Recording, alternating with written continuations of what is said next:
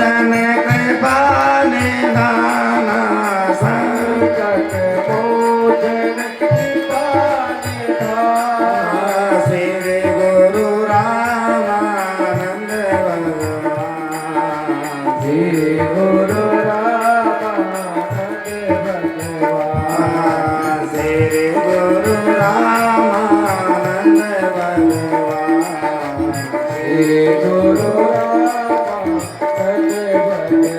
बोल यज्ञ नारायण भगवान की सत्य सनातन धर्म की श्री काशी विश्वनाथ भगवान की श्री सोमनाथ भगवान की श्री अयोध्यानाथ भगवान की श्री काशी क्षेत्र की श्री हरिहरपुर ग्राम वासियों की गौररा ग्राम वासियों की श्री पिपरी ग्राम वासियों की समस्त क्षेत्रीय जनता जनार्दन की समस्त भक्तों की जनता जनार्दन की हर हर महादेव। प्रातः स्मरणीय परम पूजनीय श्री सद्गुरुदेव भगवान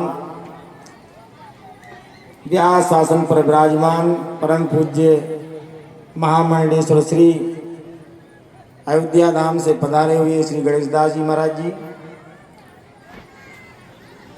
राजस्थान मारवाड़ की पावन धरा से पधारे हुए महामंडलेश्वर श्री भगवान दास जी महाराज जी और सभी संत चरण और हमारे कुशल मंच संचालक 20 साल से निरंतर साथ दे रहे श्रीमान रामचंद्र दास जी महाराज जी और हमारे साथ साथ सदा से चलने वाले 26 साल हो गए। हमसे लड़ते भी हैं झगड़ते भी हैं लेकिन साथ में हम लोग रहते भी हैं। श्रीमान अयोध्या धाम से पधारे हुए श्री मधुसूदनाचार्य जी महाराज, अर्चनिया वंदनिया समादरणीय माताएं बहनें तो मेरे प्यारे भाइयों और बहनों,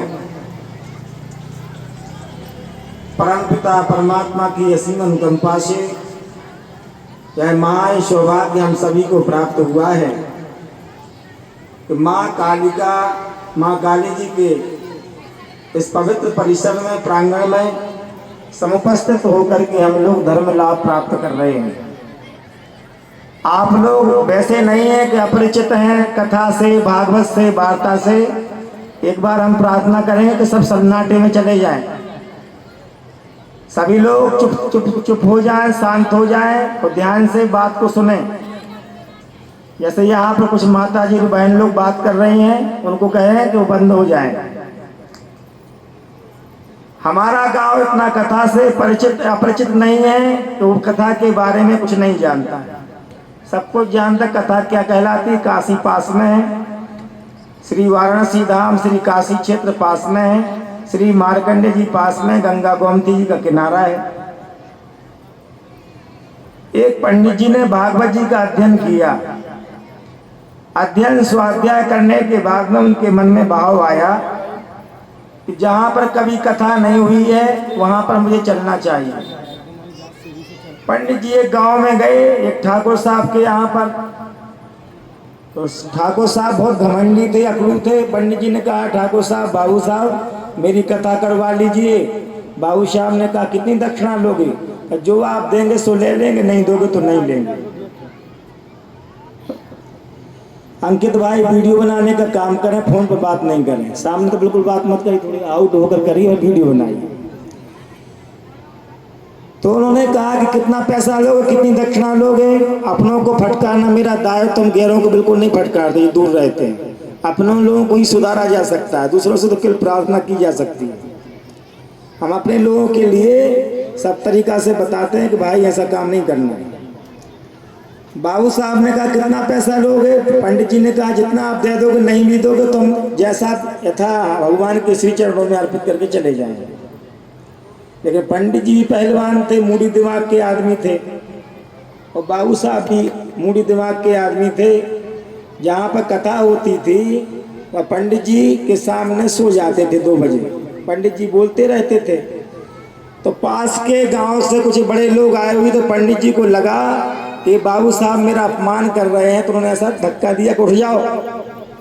तो ठाकुर साहब को लगा कि ये हमारे लिए धक्का नहीं थप्पड़ मारे हुए हैं। तो ठाकुर साहब बहुत मजबूत थे, पंडित जी को 2 थप्पड़ खींच दिए। वो क्या जाने कि क्या हो रहा है। तो जैसे हम लोग यहाँ बैठे हुए, हम लोग तो ज्ञानी लोग हैं, वो अनपढ़ शिक्षित थे, पहली बार कथा सुनने आए हुए, तो सब लोग हाथ जोड़ कर खड़े हो गए कि कोई ये पवित्र कार्य हो रहा। पंडित जी ने उनको 2 थप्पड़ दिए, उन्होंने उनको थप्पड़ दिए। तो गांव के लोग समझने लगे कि कृष्ण और कंस की लड़ाई हो रही है, भागवत के अंदर आने वाला प्रसंग है, और उनको कुछ भी वहां पर नहीं हुआ। तो लड़ते लड़ते पूरे गांव के लोग, कोई मृदंग लाया, कोई शहनाई लाया, बजाने लगे। ठाकुर साहब का भी जोश बढ़ता चला गया, पंडित जी का भी जोश बढ़ता चला गया। और पंडित जी बहुत व्यायाम किए हुए व्यक्ति थे, पिटते पिटाते दोनों आपस में। जहाँ गेहूं रखा हुआ तो वहां पहुंच गए, वहां भी जनता पहुंच गई। बोले भगवान ऐसी कृपा बनी रहे, ऐसा युद्ध हम देखना चाहते थे, ऐसा ही युद्ध हम देखना चाहते थे। तो गांव गांव के लोग ये युद्ध देखना चाहते हैं। अब जो है पंडित जी की ठाकुर साहब की बहन आई, और उन्होंने कहा हे भागवत मैया, ले लो 700 रुपया, और नहीं मानो तो ले लो 1 गैया, और छोड़ दो मेरा भैया, छोड़ो इसके लिए। समझ में आ रहा है कि नहीं? तो मेरा भैया को छोड़ दो, भले जो हो जाए। हम कई गांव में जाते हैं, तो उनका आप क्या कथा होना है। आजमगढ़ क्षेत्र में एक गांव है धनकपुर, वहां हम गए। हमने प्रजापति परिवारों में कहा आज कथा होना है, राम कथा। कहीं राम क्या होते हैं और कथा क्या होती है, 20 साल पुरानी वाली बात बता रहे हैं। तो फिर मैंने उन्हें कहा कि रात्रि में आप आना, हम आपके लिए सुनाएंगे, और माइक मशीन लेकर के आएंगे, भोजन की व्यवस्था भी लेकर के आएंगे, आपको केवल सुनना है। दिया तले अंधेरा, नाम आर्यमगढ़, दिया तले अंधेरा का नाम काशी क्षेत्र है, लेकिन हम लोग सब चीजों से अपरिचित है। तो क्या मतलब रहा उसका? कुछ मतलब नहीं रहेगा। तो पंडित जी ने कहा कि अब तो मेरी जोड़ जुगाड़ बन गई, आप गैया भी दे रहे हो, भैंस भी दे रहे हो, अब मैं लेकर के चला। और जब पंडित जी उस गांव से लेकर के भागवत जी को सिर पर लेकर के जा रहे थे, तो अन्य दूसरे गांव के लोग हाथ जोड़ करके प्रार्थना कर रहे थे, हे भागवत हमारे गांव में मत आना, हे भागवत हमें नहीं करवाना, हे भागवत जी हमारे गांव मत आना। सब लोग दूर से प्रणाम कर रहे थे। क्यों ऐसा होता है? क्योंकि हम लोग पवित्र क्षेत्र में रहने के बाद भी ना तो गंगा जी का सम्मान कर पाते हैं, ना गोमती जी का सम्मान कर पाते हैं। हमारे जो सृष्टि के, जो मनुष्य जाति के पुरोधा हैं, और राजा मनु और उनकी धर्मपत्नी शत्रुपा, मनु शत्रुपा, उन्होंने गोमती जी के पावन तट पर ही तपस्या करके भगवान के लिए नैमिषारण्य में प्रसन्न किया, और प्रसन्न करके उन्होंने वरदान पाया। भगवान ने वरदान दिया तो तुम्हारे पुत्र होकर के हम आपके घर पर आएंगे। श्री रामभद्र सरकार जी के रूप में जब भगवान जी का अवतरण होता है तो कैसे होता है? पहुंचे जाए धेनुमति तीरा, हरसि नहाने निर्मल नीरा, करई आहार शाक फल गंदा, सुमरई ब्रह्म सच्चिदानंदा, पुनि हरि हेतु करन तप लागे, बारी आधार मूल फल त्यागे। आपके पास में गोमती जी प्रवाहित होती हैं, गंगा जी प्रवाहित होती हैं। गंगा जी के किनारे बैठ करके, गंगा जी के किनारे, गोमती जी किनारे बैठ करके हमें जाप करना चाहिए। गोमती जी के लिए आदि गंगा कहा जाता है, लेकिन हम वहां जाते हैं तो क्या करते हैं? हम और आप थूकते हैं, कुल्ला करते हैं, दतौन भी फेंक देते हैं। हम लोग मर्यादा का परित्याग करके अपनी मातृशक्ति जल रूपा स्वरूप माँ का अपमान करते हैं। तो सबसे प्रथम क्या है कि बहुत ज्यादा पढ़ने की आवश्यकता नहीं, करने की आवश्यकता है। महाभारत में एक श्लोक आता है, पठका पाठकश्चैवा ये चान्य शास्त्र चिंतका, सर्वे व्यसीना मूर्खा क्रिया वांसा पंडिता। पंडित कौन कहलाता है? जो क्रिया में कर्म करता है, आचरण में कर्म को ढाल लेता है, पुनीत कर्तव्यों के द्वारा संसार का मार्गदर्शन करता है। उदाहरण के लिए हम और आप सब शिक्षित कहलाने लगे हैं, लेकिन शिक्षित नहीं हो पाए। आप गांव गांव जाइए, बड़े लोग खड़े रहेंगे, छोटे लोग मोबाइल ही चला रहे हैं। वो खड़े भी नहीं हो रहे कुर्सी से, ना उनके लिए अपने बड़े बूढ़ों की मर्यादा है, ना उनके अंदर में शिष्टाचार है। और हम क्या बोल रहे हैं, ये साक्षर तो नहीं बन पाए लेकिन राक्षस जरूर बन गए। साक्षर का मतलब है अपने माता पिता के प्रति कैसा कर्तव्य होना चाहिए, गुरुजनों के प्रति कैसा कर्तव्य करना चाहिए, कैसा आचरण करना चाहिए, अपने छोटों के प्रति कैसे भाव से मिलना चाहिए। महाभारत में कहा है, युधिष्ठिर जी महाराज ने भीम जी को समझाते हुए कहा है, नेत्रम दद्या चक्षु दद्याद वाचम दद्या शासितम उत्थाय आसनम दद्याद ऐसा धर्म सनातना। पहले अपनी नेत्रों से स्वागत करें, अपनी वाणी से स्वागत करें। आइए पधारिए, आपका स्वागत है, ऐसे शुभ वाक्यों से सुहासित वाणी का प्रयोग करें और मेहमान के लिए जगह दें। कलश यात्रा के दिन में देख रहा था कि 3-4 बालक बैठे हुए थे। वो वहां पर 1000 आदमी रहे होंगे, माताएं बहनें सभी थे, लेकिन आराम से बैठे उठ ही नहीं रहे। मैंने जाकर उनको प्रणाम किया, सीताराम बोला, हर हर महादेव बोला, नमस्ते बोला, फिर भी उनके ऊपर कोई असर नहीं गया। मैंने उनसे कहा कि तत्काल उठो यहाँ से, उठो यहाँ से। जब कोई विनम्रता नम्रता से नहीं माने तो अपना समझ करके उसको समझाना चाहिए, क्योंकि ये हैं तो अपने ही, ये गैर नहीं है। ये इनको समझाया नहीं गया है, इनको बताने वाला नहीं मिला है, इनको सुभाषण नहीं दिए गए हैं। बचपना में इनको बिगाड़ दिया गया। यहाँ बैठेंगे कुर्सी पे, यहाँ पैर रख लेंगे और पैर फड़फड़ाते रहेंगे। बैठना उठना कैसे चाहिए, मुंह में नाखून दे दिया, बार बार मुंह में हाथ डाल रहे, नहीं नहीं, पैरों के लिए फैला दिए। बड़े बुजुर्ग बैठे हुए हैं। बैठना उठना किस भांति जीना चाहिए, किस भांति मरना चाहिए, यह भी हमारे पूर्वजों से सीख लेना चाहिए। आज मैं देख रहा था कि सुशील भाई खड़े किए हैं और एक लड़का उनसे कम उम्र का बैठा हुआ है, पैर फड़फड़ा रहा है। उन लोगों के अंदर आज भी है कि सुदर्शन सिंह और बैठे सिंह जी नम्रता विनम्रता शालीनता कितना परिचय देते हैं। सारे लोग, अधिकांश युवा लोगों को बोलना चालना कितना अच्छा आता है। काफी अच्छे लोग भी हैं। अरविंद भाई को मैंने देखा, पत्रकार महोदय, वरिष्ठ पत्रकार, जो कि आपके ही गांव के रहने वाले हैं, काफी नम्र हैं। जब मुझसे मिलने के लिए आए तो मैं उनके लिए गाड़ी तक पहुंचाना चाहता था। बोले महाराज जी नहीं नहीं, आप नहीं जाइए। मैं किसी व्यक्ति की प्रशंसा नहीं कर रहा हूँ।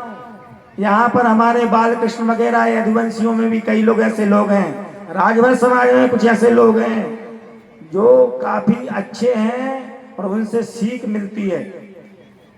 संदीप भाई वगैरह ऊपर जल्दी बैठना पसंद नहीं करते हैं और कई लड़के क्या करते हैं, आज मैं देख रहा था, बाबा जी मेरे सम्मान में उठ करके दूसरी जगह खड़े हो गए और दूसरा बच्चा आकर के जवान योद्धा, वो काम करने आया था, उस कुर्सी पर बैठ करके पलंग पर बैठा हुआ है। मैंने फटकार के भगाया कि महात्मा जी हमारे सम्मान में दूर हो गए हैं, रामशरण दास जी से सीख लेना चाहिए, बगल में बैठे।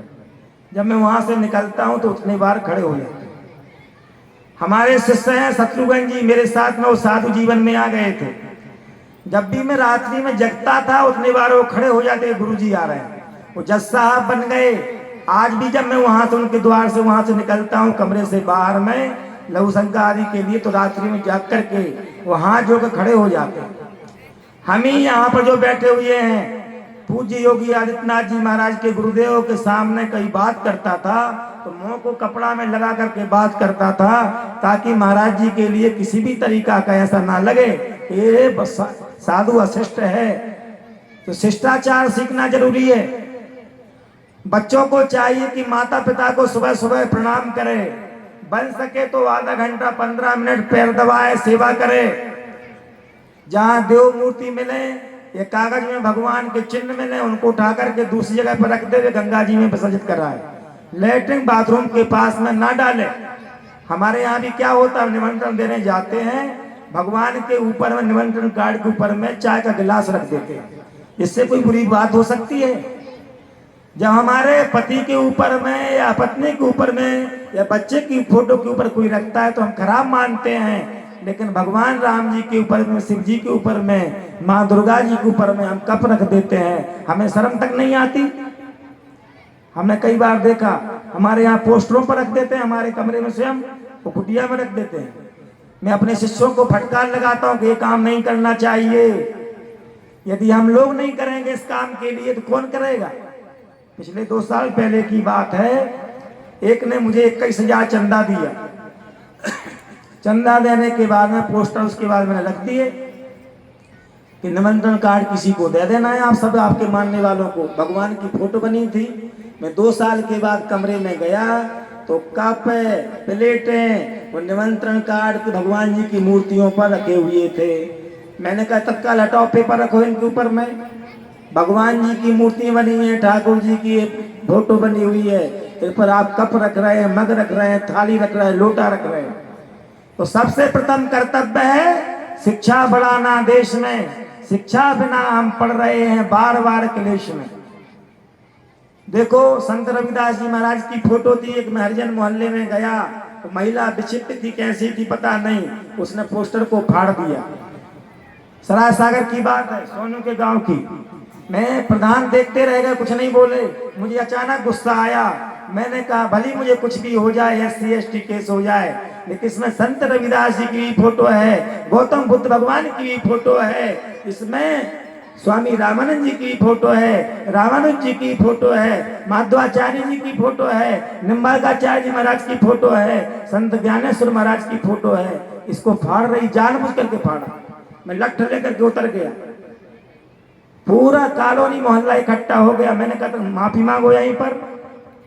मैं इस बात के लिए मैं उत्तर प्रदेश के मुख्यमंत्री तक पहुंचाऊंगा कि आपको शर्म आना चाहिए कि आप लोगों के रहते हुए भगवा को हटाया जा रहा है और नीला झंडा लगाया जा रहा है। भगवा झंडा सर्वत्र होना चाहिए। इसकी खुशी पूरे देश में होना चाहिए, विदेश में होना चाहिए। ओमकार का झंडा हटा करके क्या नीला झंडा टांगोगे क्या? संत रविदास जी कौन थे? भगवान राम जी के उपासक थे। नारायण गुरु कौन थे? नारायण गुरु का जन्म तथाकथित अछूत जाति में हुआ था, लेकिन भगवान की भक्ति करके उन्होंने परमपिता परमात्मा को प्राप्त कर लिया। तो हमारा आदर्श कौन है? हमारे आदर्श संत शिरोमणि रविदास जी महाराज हैं, संत वाल्मीकि जी हैं, महर्षि वाल्मीकि जी हैं। हमारे आदर्श वो नहीं हो सकते हैं जिन्होंने कहा हो कि मैं रामकृष्ण को की पूजा नहीं करूंगा, मैं उनका नाम नहीं लूंगा। नहीं नहीं, नारायण गुरु का भी अपमान हुआ था पंडितों के द्वारा, लेकिन उन्होंने अपने धर्म का परित्याग नहीं किया। वो हिंदू धर्म के लिए बढ़ाने में ही लगे रहे। एक बात करके मैं अपनी वाणी को विराम दूंगा। जगजीवन सिंह रक्षा मंत्री थे, उनसे लोकसभा में पूछा गया कि भीमराव अंबेडकर ने बौद्ध धर्म अपना लिया, हिंदू धर्म छोड़ दिया। हालांकि बौद्ध धर्म भी हिंदू धर्म का ही अंग है, लेकिन आपके जीवन में भी अपमान के क्षण आए होंगे, लेकिन आपने हिंदू धर्म का परित्याग क्यों नहीं किया? जगजीवन साहब ने कहा, जगजीवन राम जी ने कहा, रक्षा मंत्री ने कहा, मैं काशी हिंदू विश्वविद्यालय में छात्र था, मेरी तबीयत अचानक खराब हो गई, कोई मेरे पास में आने को तैयार नहीं था, क्योंकि मेरा जन्म हरिजन परिवार में हुआ था। लेकिन एक दिन महामना पंडित मदन मोहन मालवीय जी को मालूम चला कि जगजीवन की तबीयत खराब है, वो मेरे पास में आए। उन्होंने मेरे पैरों पर तेल से मालिश किया, सिर दबाया, दवाई लाए, 1 महीना मेरी थाली धोए। बताओ मैं कैसे हिंदू धर्म का परित्याग कर सकता हूँ? मैं हिंदू धर्म का परित्याग कभी नहीं कर सकता हूँ।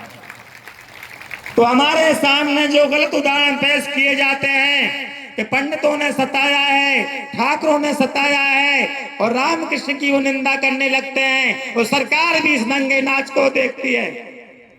वो सारी सरकार देख रही है, भीम आर्मी क्या नहीं कर रही है। रात दिन भगवान देवी देवताओं के खिलाफ में आपत्तिजनक टिप्पणियां होती हैं, वो सारी सरकारें देखती रह जाती हैं। लेकिन महामना पंडित मदन मोहन मालवीय जी का जो उद्घोष वाक्य था वो था कि सारे सनातनी एक हैं, इसलिए उन्होंने ब्राह्मण विश्वविद्यालय नहीं बनाया, क्षत्रिय विश्वविद्यालय नहीं बनाया, न वैश्य विश्वविद्यालय नहीं बनाया, अपने नाम से विश्वविद्यालय नहीं बनाया। उन्होंने बनाया काशी में काशी हिंदू विश्वविद्यालय। इसलिए एक प्रसिद्ध मुस्लिम शायर को लिखना पड़ा कि सर सैयद अहमद खान ने दाढ़ी रखी शन की सी, मगर वो बात कहाँ पंडित मदन मोहन मालवीय की सी ना सर सैयद अहमद का मुकाबला कर पाए, न कोई जातिवादी व्यक्ति मुकाबला कर पाया। सनातन की एकता को एक सूत्र में पिरोने वाले महामना पंडित मदन मोहन मालवीय जी ने एक कार्य करके दिखाया। इसलिए मेरी प्रार्थना है कि भगवा ध्वज पूरे विश्व में फैलना चाहिए। आज से 300-400 साल पहले इंडोनेशिया में 500 साल पहले मुसलमान नहीं थे।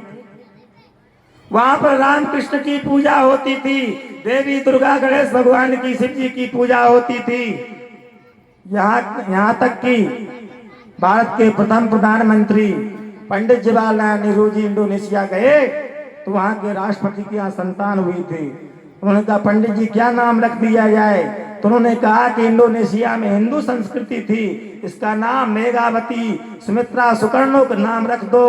और वह जाकर के महिला राष्ट्र प्रधानमंत्री बनती है और 20 साल तक राज्य करती है। मुसलमान देशों में भी नाम क्या रखा गया, मेघावती सुमित्रा सुकर्णो।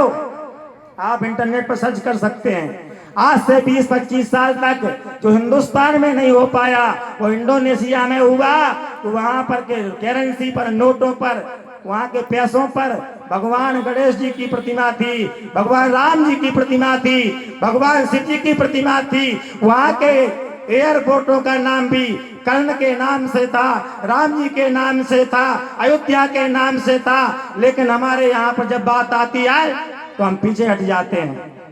तो हमारा उद्देश्य है, हमारी एक धारणा है, हमारा एक लक्ष्य है कि जो हमारे सनातन से दूर जा रहे हैं, हिंदवा सोदरा सर्वे न हिंदू प्रतितो भवेत मम दीक्षा हिंदू रक्षा मम मंत्रम, समानता की धारणा करना चाहिए। ऐसा हुआ कैसे? मैं पिछले 3 साल पहले यहाँ पर हरिजन बालक आया और एक पंडित जी के बालक को शराब पिला करके वो लाया। वो तो शराब पीता नहीं था, पंडित जी ने लड़ झगड़ करके शराब पी ली हो। पंडित जाति में जन्म हुआ था।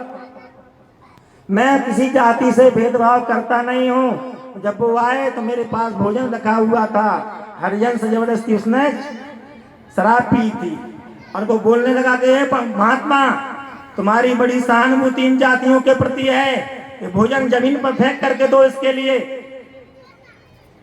हम एक दिन सहन किए, दूसरे दिन सहन किए, तीसरे दिन मैंने लठ उठाया, इतना मारूंगा कि ठीक हो जाओगे। इस मानवता का आनंद है, सनातन का आनंद है कि तू शराब पीने वाला उसकी शराब पी करके भी आया है, उसके साथ बैठ करके आया है, तेरा ब्राह्मण जाति में जन्म हुआ है, लेकिन उसका जीवन साफ सुथरा है। तो प्रताड़ित करना चाहता है? नहीं। प्रताड़ित करने के कारण से हमने हमारा स्वभाव बना लिया कि भैया हम अपना गेट नहीं खोलेंगे, भली हमारे भवन टूट जाए। और आज क्या हो रहा है, मोदी से लेकर के योगी तक कोई भी ऐसी पार्टी नहीं बची जो अंबेडकर की पूजा नहीं कर रही हो। उसी अंबेडकर के लिए आपने काले राम मंदिर से भगा दिया, आज उसका एक अलग से धर्म बन गया। पूरे भारत में जहां तहां देखो, तेलंगाना, आंध्रा से, महाराष्ट्र से लेकर उत्तर प्रदेश तक, ऐसा कोई चट्टी चौराहा नहीं है जहां वो प्रतिमा नहीं बनी हो। वो अलग से भगवान अंबेडकर लगन चल रही है। राम नाम सत्य की जगह पर भीम नाम सत्य हो रहा है। ये क्या हो गया? ये समाज जा कहां रहा है? सरकार से कभी कभी मुझे प्रसन्न होना पड़ता है कि आपके कारण से ऐसा हो रहा है क्या?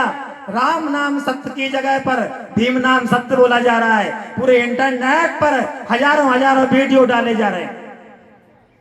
कोई किसी के ऊपर व्यक्तिगत टीका टिप्पणी कर देता है, मानहानि का केस हो जाता है, लेकिन सनातन के ऊपर में नाना प्रकार के लांछन लगाए जाते हैं, गालियां दी जाती हैं, लेकिन हमारे कान में जू तक नहीं रखती, न सरकार के कान में जू रखती। तो मेरी प्रार्थना है, ना हमें किसी से छुआछूत मांगना है, लेकिन जो हमारे पास से चले गए हैं उनको मिलाने का प्रयास करना चाहिए। तो भावी भविष्य में ये लोग हमारे लिए सबसे विद्वेषजनक कार्य करने वाले होंगे। मैंने ऐसा कई जगह पर हजारों गांव में जाकर के इस अलग को जगाने के लिए प्रयास किया है। मेरी आवाज दूर दूर तक नहीं जा सकती है, क्योंकि ना तो मीडिया मेरे पास में है, ना धनतंत्र मेरे पास में है, लेकिन जब तक जीऊंगा इस काम के लिए करता रहूंगा। मेरे लिए 100 बार हार मिले तब भी करता रहूंगा। इसलिए मैं इस बात को दोहराता हूँ कि राम कृष्ण के भक्त कभी नहीं हो सकते असक्त। उठो हिंदुओं हुआ प्रभात, आज चार्ल्स विलियम डी रेस्ट करके साधन सजग सचेष्ट। जिस हिंदू संस्कृति का मान सम्मान पूरे विश्व में था, चीन Japan Korea Manchuria Libya Lebanon कागो जेरे जमाइका सुल्तान खार्तूम अरब देश से लेकर के बहरीन तक, ऐसा कोई विश्व का देश नहीं था जहां पर संस्कृति नहीं पहुंची थी। और सब जगह प्रचार प्रसार था। आज हम कमजोर क्यों हो रहे हैं? कहने के लिए बहुत कुछ है, लेकिन समय हो चुका है। महाराज जी आरती करेंगे, तत्पश्चात प्रसाद वितरण होगा। कल मैं चंदा की लिस्ट सुनाऊंगा और भंडारे की दिव्य तैयारी आप लोगों के द्वारा होगी। माता जी बहनें सारे लोग एकजुट होकर के अपने यहाँ पे चौका बेलना ला करके और पूरी प्रसाद बनाएंगे, क्योंकि केवल मिस्त्रियों से काम नहीं होने वाला है कि 60 लोग काम कर देंगे। हम लोग थोड़ी थोड़ी सहायता करेंगे उन लोगों की, ताकि जल्दी जल्दी से कहीं विपरीत परिस्थिति में फंस जाती हैं तो पूरा काम हो जाएगा। इन्हीं शब्दों के साथ में सभी को नमन प्रणाम करते हुए वाणी को विराम देता हूँ।